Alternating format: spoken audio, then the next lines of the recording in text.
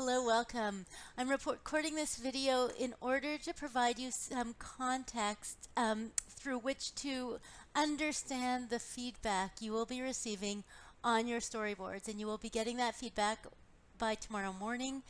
And the reason I want to provide some context is because this is a bit of a different kind of project. You have submitted a prototype. And that means that it's that you've submitted an idea around a learning experience design for feedback so that then you can iterate on it. And that's a little bit different than what we usually submit for school. And so I just want to make sure that we all understand the goals of this exercise and what you hope to achieve through it. So to start, I want to say great work. You guys have done fantastic work. Everybody got a very high mark on this assignment because you all deserved a high mark.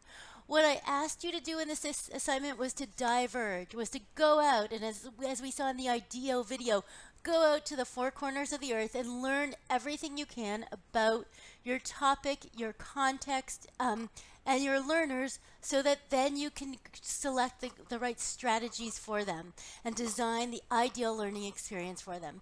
And you did that. And many of the teams in this class were particularly brave. And by brave, I mean you explored ideas even if you weren't sure where they would lead. And that was absolutely the point of the past few weeks. So well done. When you get my feedback and when you get your classmates' feedback, what you'll notice is that certain aspects of your design will have resonated for members of your class and for me. Other aspects maybe you'll receive critical feedback on. The goal of a prototype is learning. The reason you produced this storyboard for this week is so that you can learn and iterate. The reason you produced this storyboard for this week is not so you can get affirmation that, okay, that's great, just now write up your final paper. So please be aware when you open up your feedback document and you see lots of feedback from me, which I think all teams will. I spent about an hour with each team's work, going through your Padlet board, opening up links, going through your storyboard, really trying to, understand what was going on. So you'll see lots of feedback. Don't think that because you see lots of feedback, or even if you see critical feedback, that means you didn't do a good job.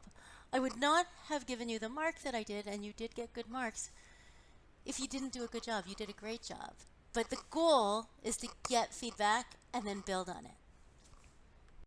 So please take your classmates' feedback and take my feedback in that spirit.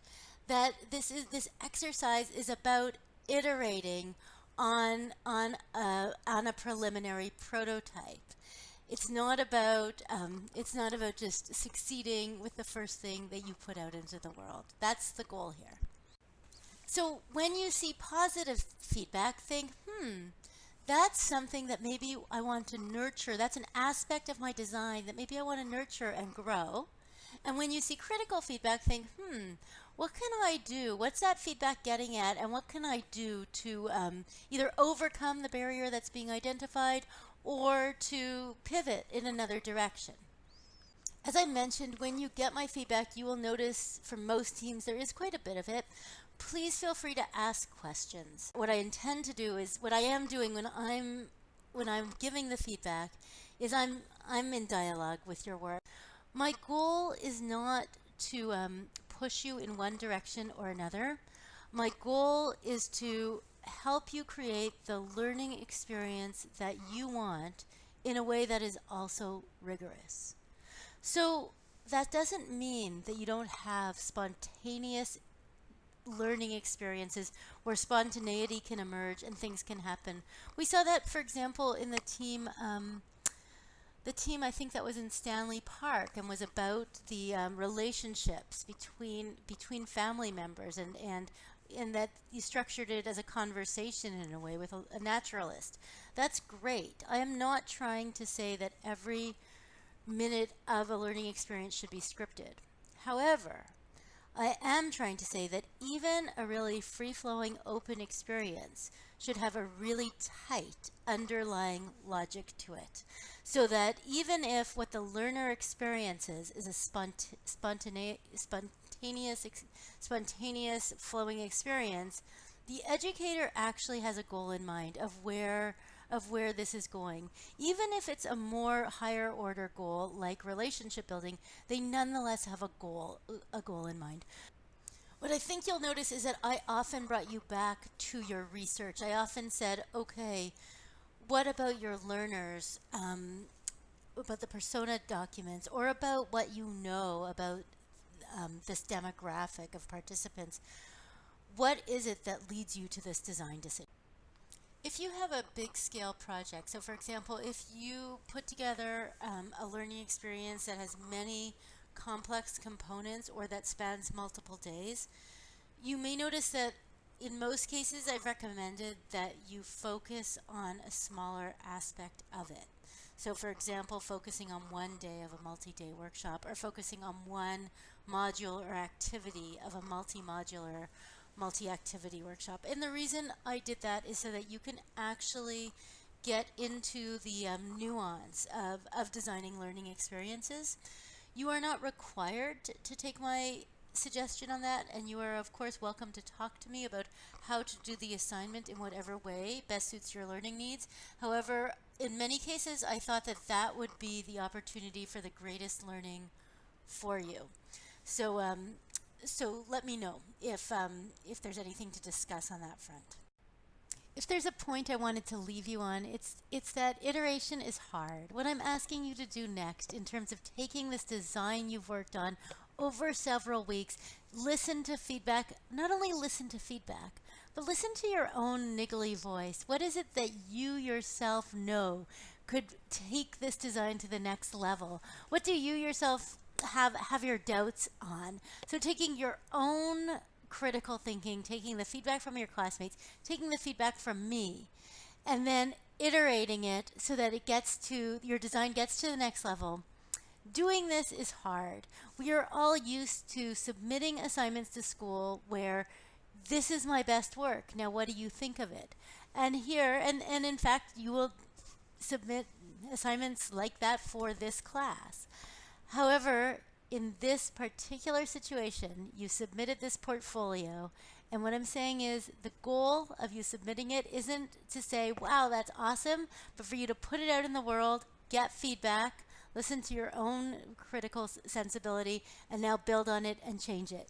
You don't necessarily need to change everything, although you can, but you do not need to do that. However, I am asking you to please seriously consider what will bring your design to the next level instead of reacting defensively, which is a human response that most of us have.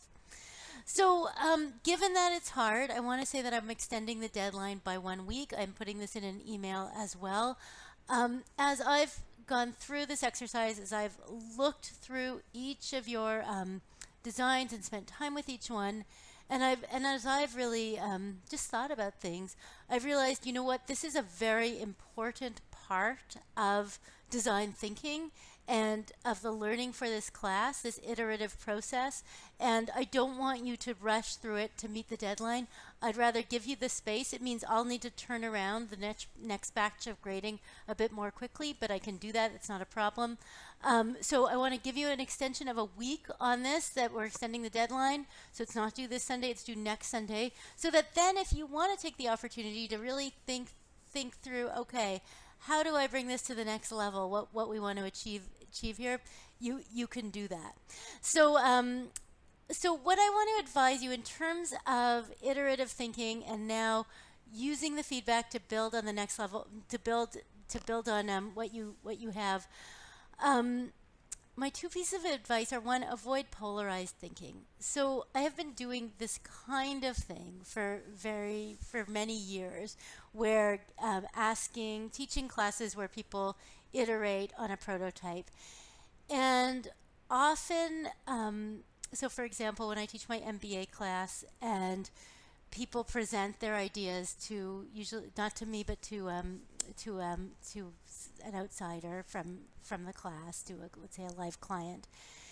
Often when they get negative feedback, the learners will say, well, that person doesn't really want creative ideas. And that's a polarized response. Because they didn't like what my idea, they don't want creative ideas. Please do your best to avoid that kind of polarized thinking and to instead get underneath the feedback. I also want to share with you the best advice that I ever received about feedback and that I follow all the time. And that was from a writing instructor. And what she said is that when you get feedback, 90% of the time, the reason for the feedback is wrong, but the actual feedback is right. And what she meant is this. Someone will see something in your writing and they will say, this sentence is confusing. In fact, the sentence isn't confusing, but nonetheless, there is a problem that they are identifying. So if I translate that to my circumstance, as a professor, I get hundreds of pieces of anonymous feedback a year. And someone might say something that I can immediately identify as not true. So they might say something like, Amy didn't hand back the assignments on time. So I have a choice then. I can dismiss the feedback, or I can say, okay, what's the underlying point they might be getting at? If they're saying that, maybe they felt not listened to. Why might they have felt that? What's going on that caused them to give that feedback, even if they're kind of off on their diagnosis? It's kind of like if you go into a restaurant and you know the food tastes wrong, it doesn't mean you're right if you say it needs more salt, because you're not a chef, right? So when you get feedback, listen to everything. That doesn't mean accept everything. It doesn't mean change everything you've done based on a piece of feedback. You're finding that middle ground where you're open, but you're not so open that you run ahead and change it just because somebody made a suggestion. I hope that that's clear enough, and if it's not, that you will ask me. When you get the feedback from your classmates, when you get the feedback from me, I recommend that you talk to your teammates. Make sense of it with them. It doesn't mean you have to come to the same conclusions with them, but it can help to sort of go, okay, well, what's the learning that we can pull out of this, that we can squeeze out of this? So I think that is all. So the point of this whole video was that you will be getting feedback. You might see a lot of it. That doesn't mean you've done great. You've done great jobs going off and finding all this divergent information and exploring everything you need. And now is the time to further iterate, further diverge, further converge. Come to your final design, submit it to me a week from Sunday, and let me know how I can help. Thank you. And thanks for the fantastic, fantastic work. I hope that when you go through your classmates' designs, that you are as impressed as I am.